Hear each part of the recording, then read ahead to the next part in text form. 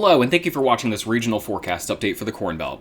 I'm Andrew Pritchard, Senior Meteorologist with Nutrien Ag Solutions. We'll take a look at the infrared satellite picture here first thing on Tuesday morning. Flow coming up and over the top of our ridge out across the western United States. We've seen a couple of short waves sneak over that ridge and then dive down across parts of the eastern Corn Belt. Some very light snow flurries across this region yesterday. And we still got some low cloud cover lingering in that region, and we'll probably keep those low clouds across the eastern Corn Belt as we head through the day today. More sunshine to come later in the week, though, as that ridge begins to spread off to the east.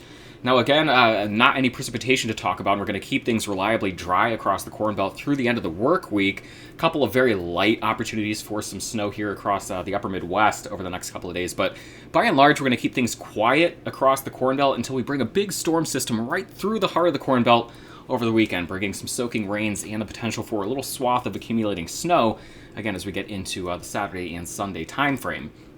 Temperatures across the region right now generally in the 20s and 30s, pretty uniformly spread temps here from the northern plains all the way down to the Gulf Coast here. Just a huge area of 20s and 30s on this Tuesday morning.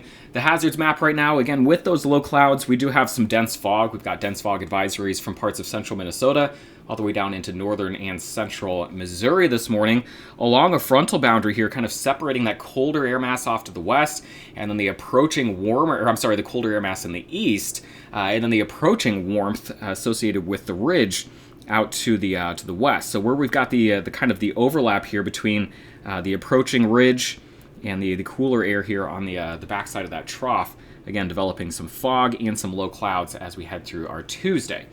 Now, as we look at the next 7 days of forecast precipitation, again, it's going to be dry through the end of the work week, but then we've got this to look at as we head into the weekend. So that's going to be the main focus of the forecast here as we go through the next couple of minutes. The high-resolution NAM model that shows us our quiet work week and that chance for some very light snow across the upper Midwest, maybe the northern plains as we head through late Wednesday night into Thursday. So this is a dry Tuesday, this is a dry Wednesday, this is now Wednesday night. A chance for some snow flurries, maybe some freezing rain or a wintry mix across portions of North Dakota and northern Minnesota as we, again, head through Wednesday night into Thursday morning. Otherwise dry across the Corn Belt till we get into the weekend. From the National Weather Service, this is total snow forecast through 7 a.m. on Friday. Again, picking up on just the chance for some very light accumulation across the northern plains associated with that Wednesday and Thursday system. Now, here's the jet stream picture on Tuesday morning, our big ridge in the west, the trough in the east. So that's the reason for the cooler temps in the east, the warmth beginning to spread in from the west. And then again, they overlap there while we're dealing with some of the low clouds and the fogginess. But let's go ahead and look at where we're headed. I want to draw your attention to the big cutoff low across Baja, California. That's going to get picked up by an off-screen trough across the Pacific and then drive that across the southwest into the central U.S. across the Corn Belt as we get into the weekend. So this is what that looks like. We'll get going here through the quiet rest of the work week, that ridge across the region. Nothing really supporting any development of cloud cover or focused precipitation, so it'll be a pleasant end to the work week before, again, now our trough across Baja, California is beginning to eject across the southern plains. Got a very strong jet streak rounding the base of that trough as we get into the weekend, so that by the time we get to Saturday, now we've got this real long trough, kind of a elongated trough swooping in from the southern plains, strong upper level support across the Gulf Coast into the Ohio River Valley. It's going to draw a lot of moisture northward from the Gulf Coast, the Gulf of Mexico. And again, that's what sets up the swath of heavy precipitation right through the midsection of the country. So now that I've drawn that, we're going to skip ahead across that just in the name of time. I want to show you, get straight to the precipitation forecast, because this is really where all of the interesting details are going to be held. Again, that chance for some very light wintry precipitation across the northern border of the U.S. and Canada here between North Dakota, Minnesota, and Canada as we go through Wednesday night into Thursday. But you can see the beginnings of our storm system across the southwest here as we get into, this is Friday morning. Part of the day on Friday, we'll see some rain here spreading into the Ozarks here across parts of Missouri, maybe some light snow forming across northern Kansas into Nebraska. We've got some disagreement on how far west the swath of accumulating snow is actually going to develop. So the European model is kind of adamant right now about a look like this on Saturday, where we've got the area of low pressure across St. Louis.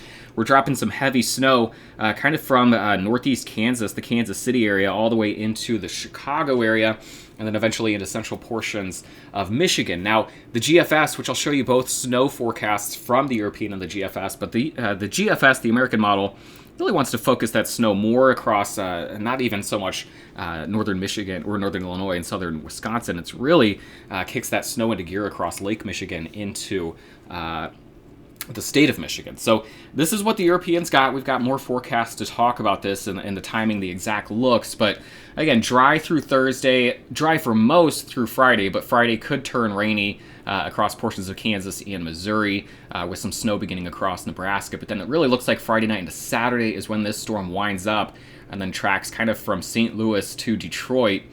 With a swath of snow possible across portions of eastern Iowa, maybe northern Illinois, southern Wisconsin into Michigan.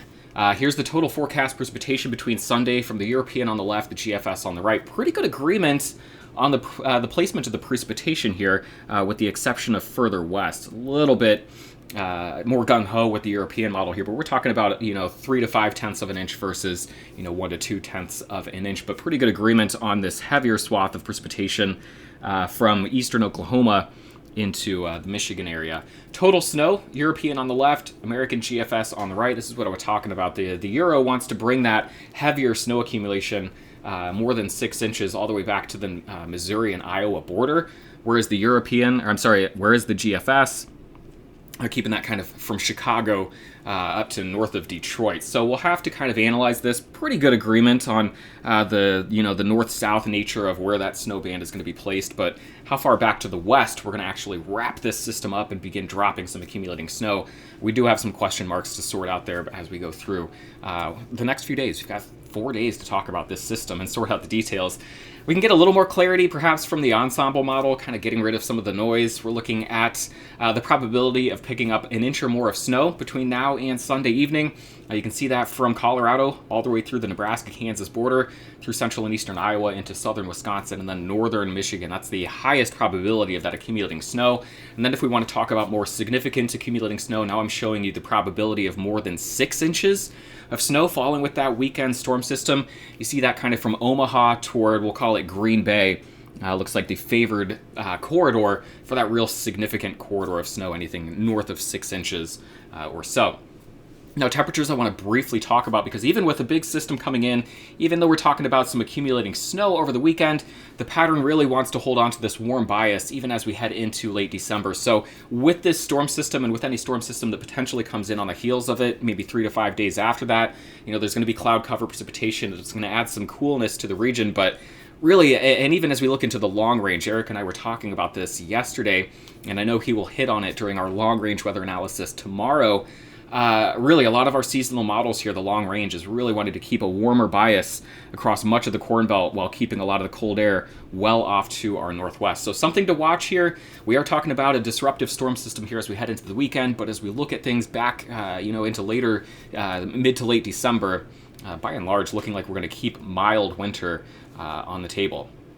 So here are your high temperatures over the next several days, watching this warmer air mass begin to move across the region, much warmer than average, 50s and 60s for those highs for the day on Wednesday, a little bit cooler on Thursday as this air mass starts to shift off to the east. Here are your highs on Friday, and then Saturday, and of course this is when we'll be bringing that big storm system right through the heart of the Corn Belt. Have a great day. We'll talk to you again tomorrow with our long-range weather analysis.